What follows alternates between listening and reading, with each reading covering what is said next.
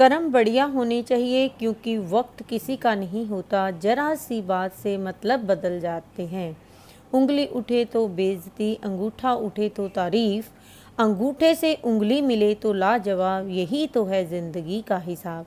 सुप्रभात विद्यार्थियों, हिंदी की कक्षा में आप सबका स्वागत है।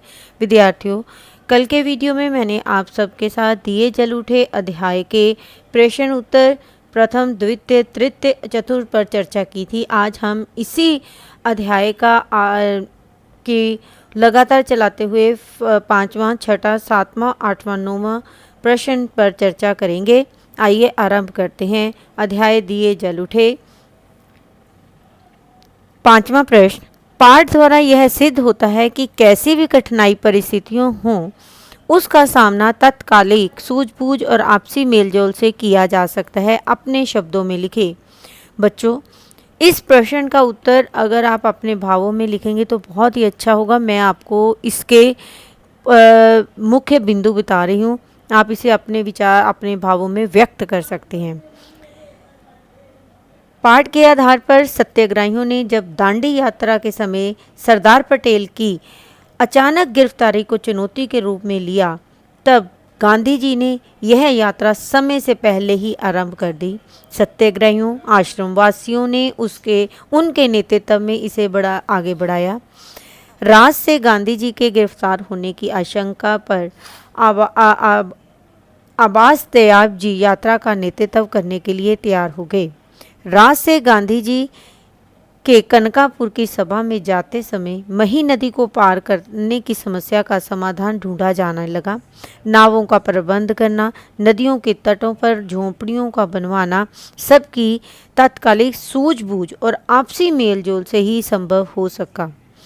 हजारों ग्रामवासियों का गहरे अंधेरे में भरे मही नदी के दोनों तटों को हजारों दिए जलाकर जगमगा देना और गांधी जी, नेहरू, पटेल की जय जयकार के साथ नमक पर से अंग्रेजों के प्रतिबंध को हटाने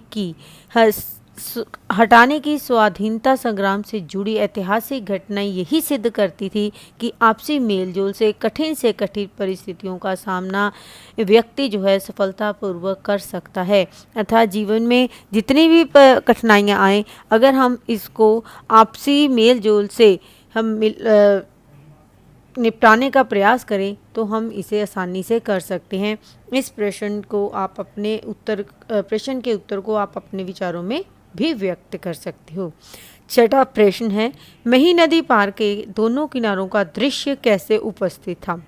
यानी कि कैसा दृश्य था? मही सागर नदी के दोनों ही किनारों पर ऐसे लग रहा था जैसे मेला लगा हो। आधी रात को हजारों गांव के लोगों के हाथों में जलते दियों से नदी के तट जो है जगमगा उठे। एक तरफ भजन मंडलियां भजन गा रही थी और दूसरी तरफ दांडिया रास में निपुण दरबारियों के ये बोल गूंज रहे थे, देखो गांधी का दांडिया रास, देखो वल्लभ का दांडिया रास सरकार का नास, देखो विट्ठल का दांडिया रास, देखो भगवान का दांडिया रास। रघुनाथ काका ने गांधी जी को नदी पार उतारा। दोनों तट से सत्याग्रही लोगों का घुटनों घुटनों नदी के पानी में चलकर नावों पर चढ़कर पार उतरने का क्रम चल रहा था। वे कीचड़ और दलदल को पार कर किनारे पर पहुंच रहे थे।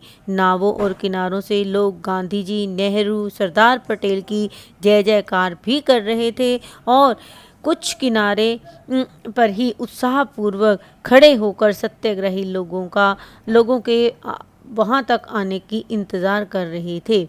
ठीक है विद्यार्थियों, ये तो था छठे प्रश्न का उत्तर।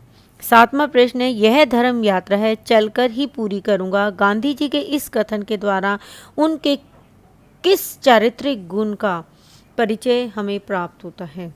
गांधी जी के इस कथन से उनके द्वारा मानव सेवा को ही सबसे बड़ा धर्म माने जाने की विशेषता का पता चलता है।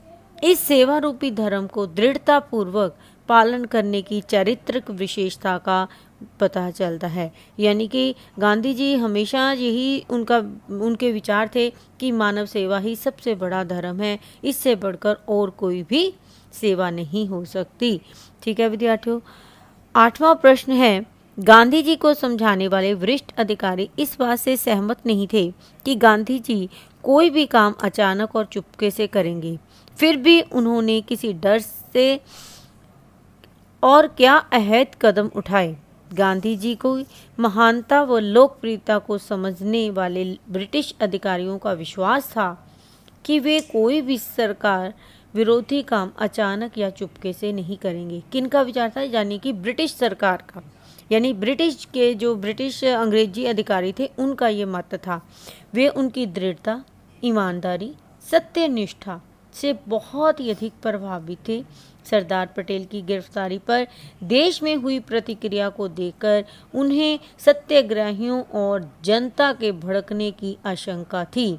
इसीलिए दांडी यात्रा के दौरान महिसागर नदी के दोनों किनारों पर सत्याग्रही लोगों के पहुंचने से पहले ही उन्हें एहतियात के तौर पर नमक के ढेर कहीं नष्ट कर दिए और कहीं से हटा दिए। यानी कि उन अंग्रेजी सरकार को ये डर पता चल चुका था कि अब कोई ना कोई हंगामा सरकार की तरफ से होगा, इसीलिए उन्होंने ऐसा करके नमक के ढेरों को वहाँ से किनारे से हटा दिया।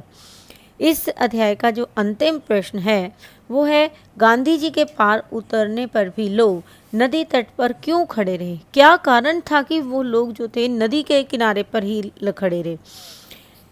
विद्यार्थियों, गांधी जी के नदी के पार उतरने के बाद भी लोग नदी तट पर दिए लिए इसलिए खड़े रहे ताकि उनके पीछे आने वाले सत्याग्रही लोगों को उस अंधेरी आधी रात के समय प्रकाश मिल सके, अर्थात रोशनी मिल सके, ताकि वो कहीं भटक ना जाए, कहीं उनकी नाव जो है नदी में ना गिर जाए।